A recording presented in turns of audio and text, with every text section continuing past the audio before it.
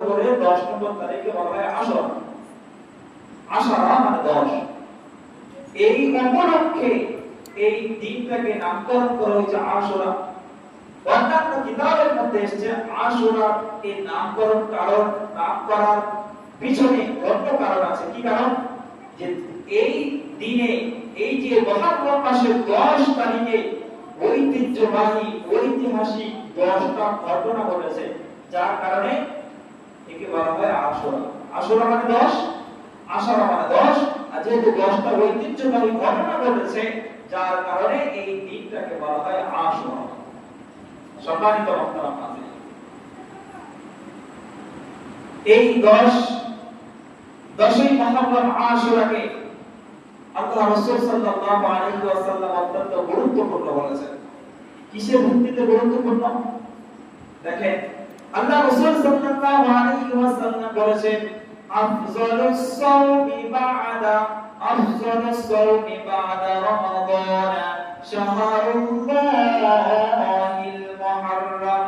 আল্লাহ রাসূল সাল্লাল্লাহু আলাইহি ওয়াসাল্লাম আজ থেকে 1450 বছর পূর্বে ঘোষণা করেছেন, সোনার জবানে ঘোষণা করেছেন, হে আমার উম্মতেরা, হে আমার কওম গোত্রের মানুষেরা, তোমরা শুনে রাখো। কি শুনে রাখো? যে আমি আল্লাহ রাব্বুল আলামিন এই দিনে আমাদের রোজাকে ফরজ করেছে। অর্থাৎ রমজানের রোজা যে ফরজ আমাদের উপরে, এই ফরজ রোজার আগে কিন্তু আশুরার রোজা আমাদের উপরে ফরজ ছিল।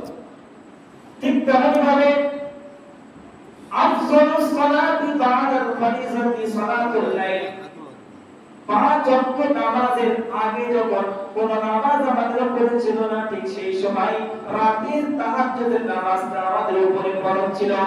যেদিন থেকে আল্লাহ রাসূল মিরাজ থেকে 5 ওয়াক্ত নামাজ নিয়ে দুনিয়াতে এসেছেন, সেই দিন থেকে কিন্তু তারাবিতে সেই তাহাজ্জুদের নামাজটা বাতিল হয়ে গেছে, সেটা হয়ে গেছে নফল। ঠিক তেমনি ভাবে এই রমজানুল মুবারক মাসের যে 30টা রোজা আমাদের উপরে ফরজ করা হয়েছে, এই রোজার আগে কিন্তু এই আশুরা রোজাটা আমাদের উপরে ফরজ ছিল। যেদিনকে আল্লাহ রাসূল সাল্লাল্লাহু আলাইহি ওয়াসাল্লামের উপরে ওহী এসেছে যে রমজানের 30টা রোজা তোমার উপরে ফরজ করেছে, সেদিন থেকে আশুরা রোজাটা আমাদের জন্য নফল হয়ে গেছে। সম্মানিত মুহতারাম হাজিরিন, আল্লাহর হাবিব সাল্লাল্লাহু আলাইহি ওয়াসাল্লাম মক্কা থেকে মদিনাতে গিয়েছেন হিজরত করে। এই ঘটনা আমরা জানি, হিজরতের ঘটনা। যাওয়ার পর দেখছে ইহুদি যারা আছে, ইহুদিরা একটা গুরুত্বপূর্ণ দিন এই মুহররমুল হারাম মাসে তারা রোজা রাখে। আল্লাহ রাসূল সাল্লাল্লাহু আলাইহি ওয়াসাল্লাম জিজ্ঞাসা করলেন, ও ইহুদি ভাই, তোমরা এই দিনে রোজা রাখো কেন?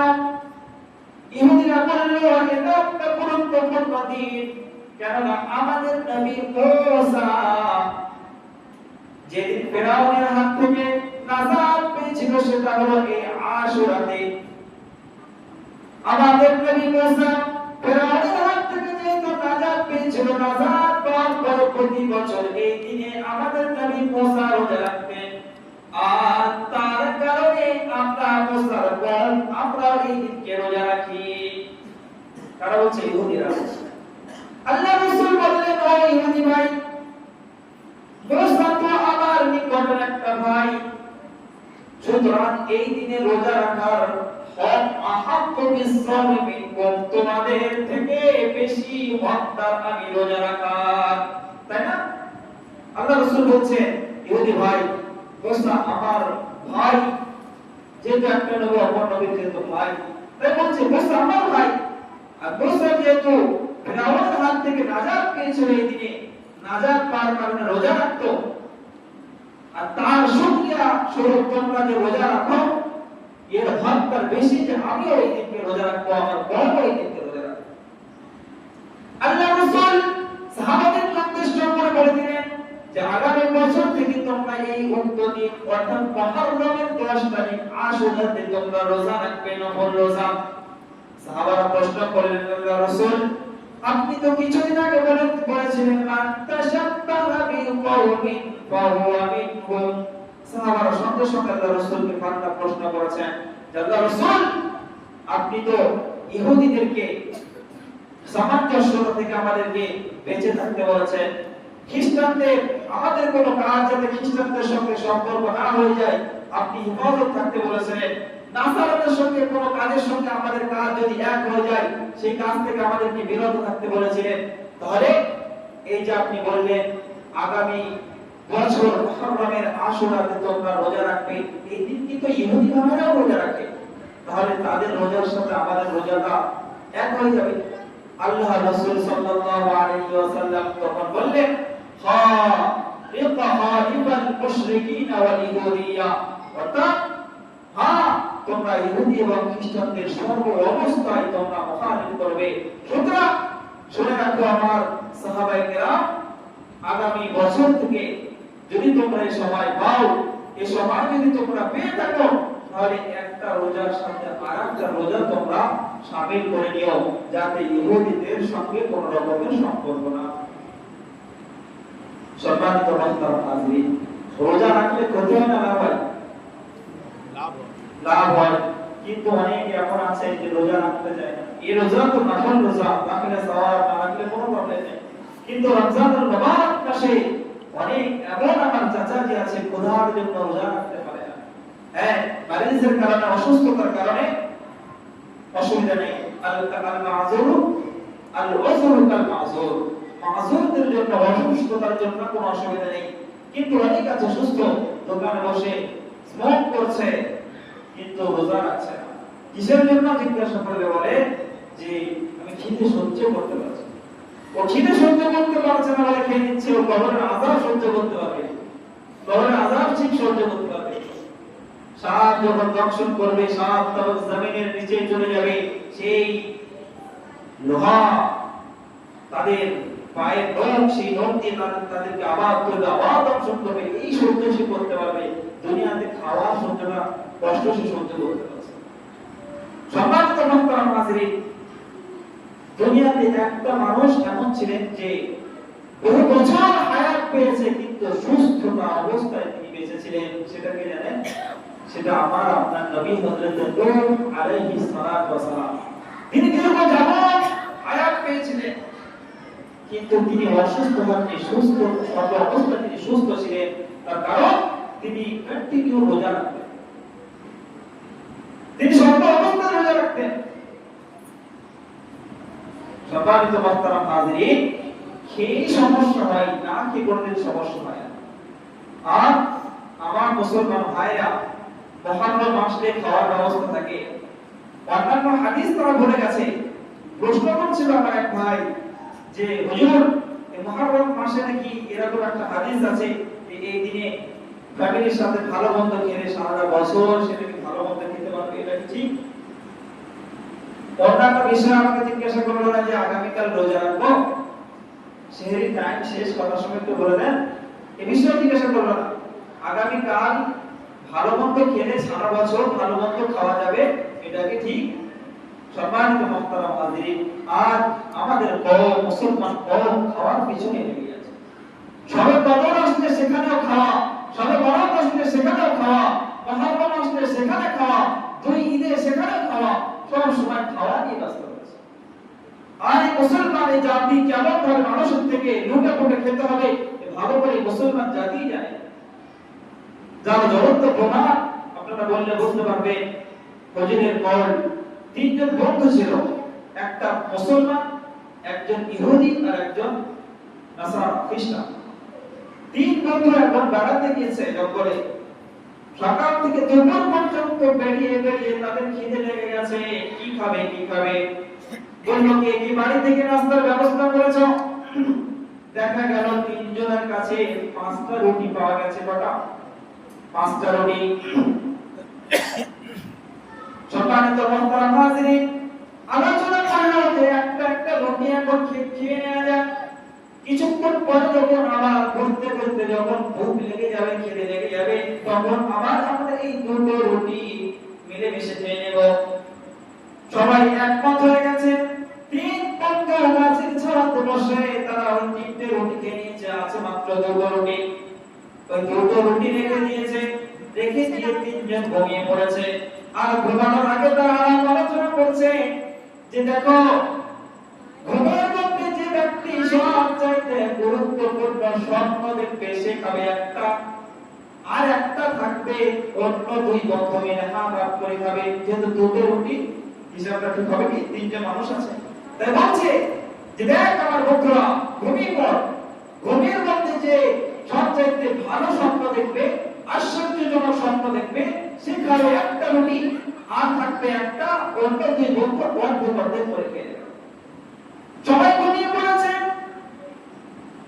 হঠাৎ করে ইহুদি যে বন্ধুটা ছিল, সে খ্রিস্টান বন্ধুকে ডাকছে, ওর আমি একটা গুরুত্বপূর্ণ আশ্চর্যজনক ঘটনা দেখেছি, আশ্চর্যজনক স্বপ্ন দেখেছি। কি স্বপ্ন দেখেছিস? ইহুদি ভাই বলছে, দেখ আমার নবী মুসা প্রথম আসমানে এসেছে, আসার পরে আমাকে ডেকেছে, বলেছে উম্মত তুই ওঠ। ওঠার পরে আমার সাথে দেখা করেছে, সালাম কালাম করার পরে বলছে, দেখ এই দুটো রুটির মধ্যে তুই একটা খাবি। কি বলেছে? ইহুদি এই নাসারা যে ভাইটা ছিল, বন্ধু ছিল, তাকে ডেকে বলছে, ভাই নাসারা বন্ধু, ও আমি আমার নবী মুসা প্রথম আসমানে এসে আমার সঙ্গে মুআলাকাত করেছে। মুলাকাত করার পরে বলেছে, বন্ধু তুমি আমার উম্মত, তুমি আমার কওম, এই রুটি একটা তুমি খাবে, আর দুটো খাবে তোমার ওই দুই বন্ধু, আর একটা জায়গা থাকবে। তখন নাসারা বন্ধু বলছে, দেখ তোর নবী মুসা প্রথম আসমানে এসেছে, আসার পরে তোকে স্বপ্ন দেখিয়েছে। শুনে রাখ, আমার নবী ঈসা সপ্তম আসমানে আমার সঙ্গে দেখা করেছে, সপ্তম আসমানে আমার সাথে মুলাকাত করেছে। করার পরে বলছে, দেখ উম্মত আমি তোর উপরে রাজি, সুতরাং এই রুটিটা তুই খাবি। যখন দুজন উঠে গেছে, কিন্তু মুসলমান বন্ধুটা সেই জেগে জেগে ঘুমাচ্ছে। এরা খেতে হয় কেমন করে, কায়দা কৌশল ঠিক এরা জানে।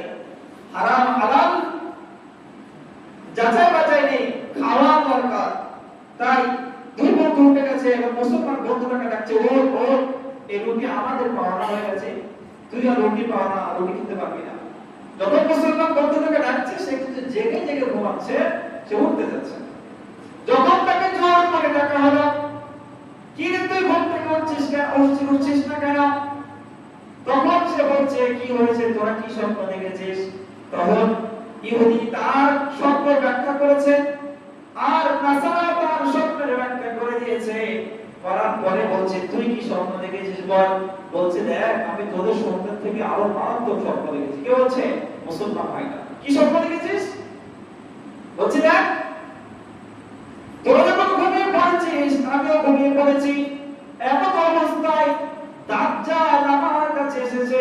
এসে আসার পরে বলছে, চুপ কর, কোনো কথা বলবি না, ওর ঘুম থেকে ওর, আরে দুটো রুটি তুই খেয়ে নে।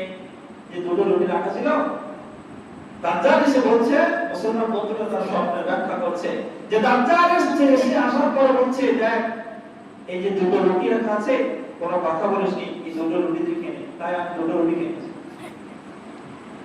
তখন ইহুদি এবং খ্রিস্টান বন্ধুরা বলছে, তাহলে তুই এরকম একটা কঠিন পরিস্থিতির সম্মুখীন হয়েছিলিস, আমাদের ডাকিসনি? তখন মুসলমান বন্ধুরা কি বলছে, একজন তো তোর প্রথম আসমানে ছিলিস, আর একজন ষষ্ঠ আসমানে ছিলিস, আমি কি করে তোদের ডাকবো? মুসলমান বন্ধুরা বলছে যে ইহুদি বন্ধুরা তো এক নম্বর আসমানে ছিল, তার নবী মুসার সঙ্গে মুলাকাত করতে গেছে, আর খ্রিস্টান যে বন্ধু সে তো সপ্তম আসমানে তার নবী ঈসার সাথে দেখা করতে গেছে। আর এমন অবস্থায় দাজ্জাল এসে আমাকে বলেছে রুটি খেয়ে নে, তাই আমি খেয়ে নিয়েছি। সম্মানিত মুহতারাম হাজিরিন, এই হলো আমাদের মুসলমান ভাইদের কর্মকাণ্ড। হালালকে হালাল, হারামকে হারাম তারা চিন্তা ফিকির করে না, খাওয়ার প্রয়োজন রাখে না। সম্মানিত মুহতারাম হাজিরিন, ওইজন্য আমরা মাথায় রাখি যে অসুস্থ হয় খাওয়ার কারণে, কিন্তু না খেলে কেউ অসুস্থ হয় না। অর্থাৎ যদি কোনো ব্যক্তি রোজা রাখে, আজও পর্যন্ত শোনা যায়নি যে রোজা রাখার কারণে সে অসুস্থ হয়ে গেছে, মারা গেছে। খাওয়ার কারণে মারা গেছে শোনা গেছে, কিন্তু না খেয়ে মারা গেছে এটা শোনা যায়। সম্মানিত মুহতারাম হাজিরিন, একটা কথা বলে শোনেন।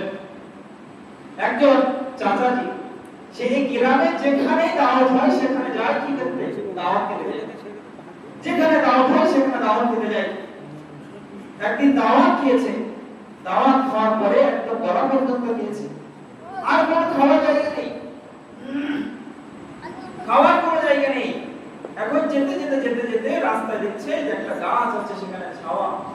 গাছে হেলান দিয়ে আর শুয়ে আছে।